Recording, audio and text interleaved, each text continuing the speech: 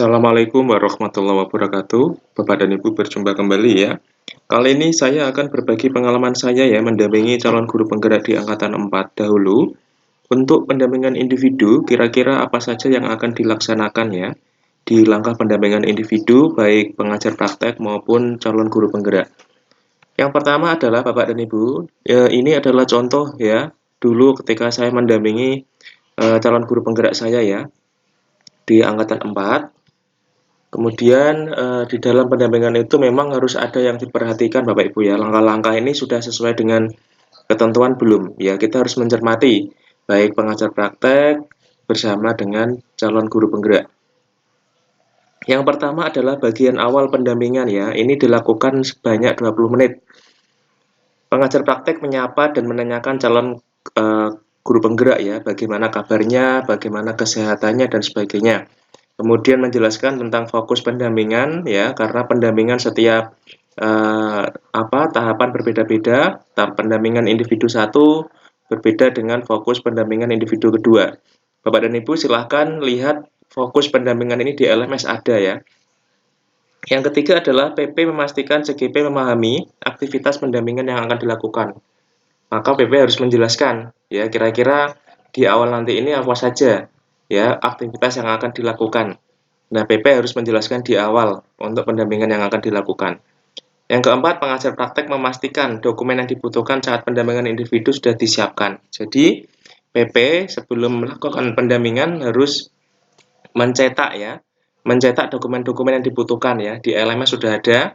Bapak Ibu silahkan sebelum berangkat, pengajar praktek harus sudah siap dokumen yang dibutuhkan. Contohnya adalah daftar hadir, kemudian nanti mungkin ada LK-LK ya, lembar kerja yang dibutuhkan, termasuk juga surat tugas ya. Surat tugas ini penting yang harus Bapak Ibu bawa ya, pengajar praktek bawa ke lokasi atau sekolah calon guru penggerak.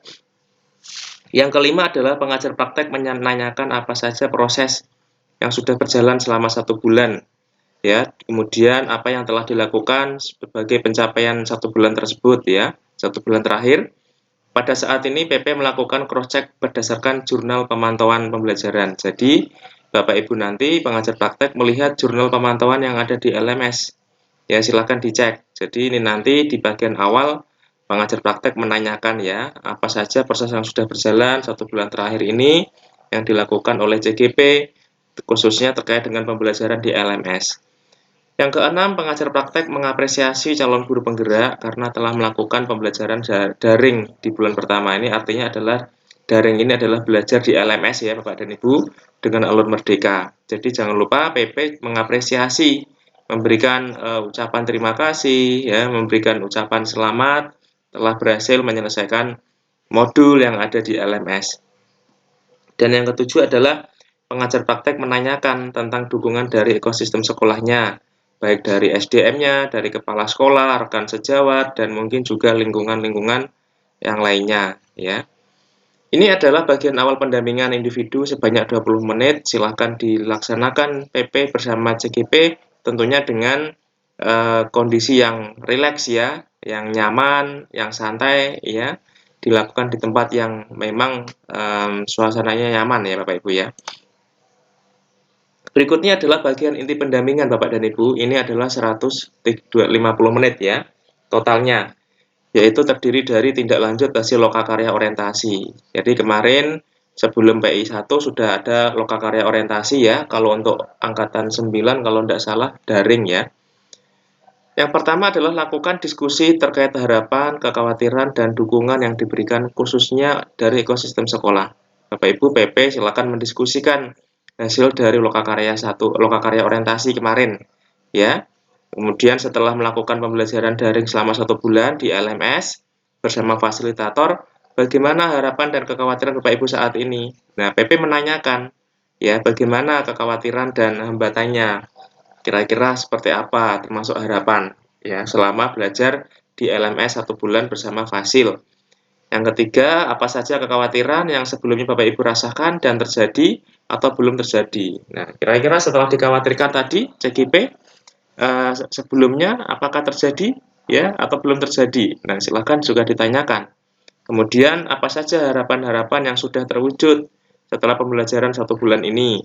Adakah harapan baru yang Bapak Ibu harapkan untuk pembelajaran 1 bulan ke depan? Jadi, harapannya ditanyakan Bapak dan Ibu ya, harapan CGP tadi selama 1 bulan pembelajaran daring di LMS, apakah ada harapan baru yang muncul ya untuk 1 bulan ke depan? Tanyakan, PP menanyakan ke CGP. Kemudian bagaimana dukungan yang diberikan oleh kepala sekolah dan rekan guru selama Bapak Ibu melakukan pembelajaran daring? Jadi selama CGP melakukan pembelajaran di LMS, 1 bulan terakhir bagaimana kepala sekolah memberikan dukungan, fasilitas, termasuk rekan-rekan guru yang lainnya? Tanyakan juga.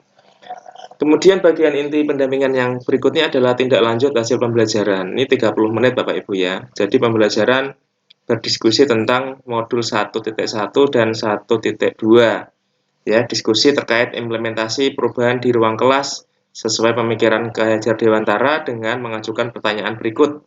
Yang pertama adalah berdasarkan pembelajaran mengenai filosofi pendidikan yang sudah Bapak Ibu pelajari, apa perubahan yang dilakukan Bapak Ibu di ruang kelas agar selaras dengan pemikiran Ki Hajar?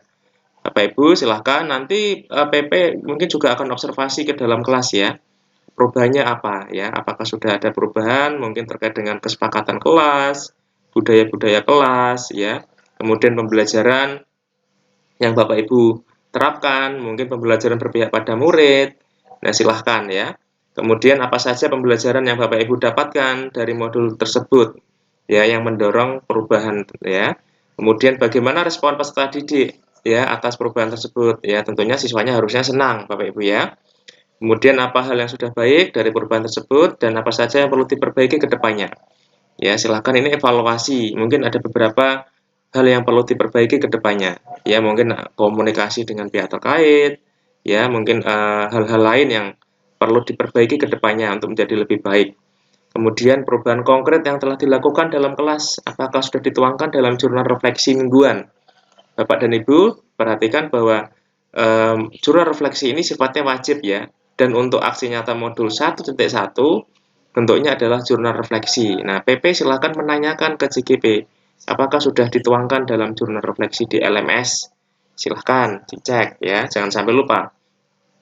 Kemudian saat CGP melakukan aksi nyata, modul 1.1 dan modul 1.2, PP memberikan layanan pendampingan kepada CGP dan melaporkan hasil pendampingan aksi nyata modul 1.1 dan 1.2 ke dalam laporan pendampingan individu. Jadi, setelah CGP melakukan aksi nyata dan diberikan pendampingan individu oleh PP, maka pengajar praktek melaporkan ya, hasil pendampingannya di LMS. Ya, jangan lupa nanti CGP juga mengingatkan ya bagaimana laporannya sudah diupload belum.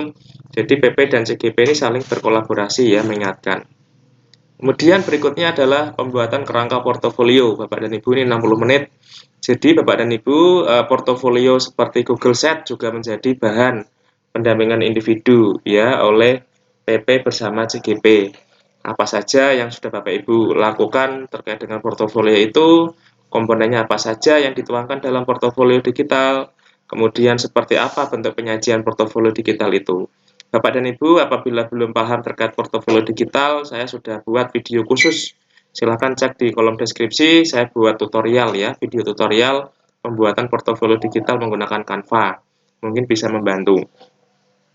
Kemudian dalam pembuatan portofolio digital, pastikan CGP mengikuti panduan yang ada. Berikutnya, peta posisi diri dan rencana pengembangan diri dalam kompetensi guru penggerak. Ini 30 menit. Ya, ini masih di kompetensi inti. Lakukan diskusi dengan memberikan pertanyaan tematik sebagai berikut ya. Kompetensi apa yang sudah baik? Ya, jelaskan alasannya. Ini pertanyaan untuk CGP ya. Kemudian kompetensi apa yang perlu ditingkatkan? Jelaskan alasannya.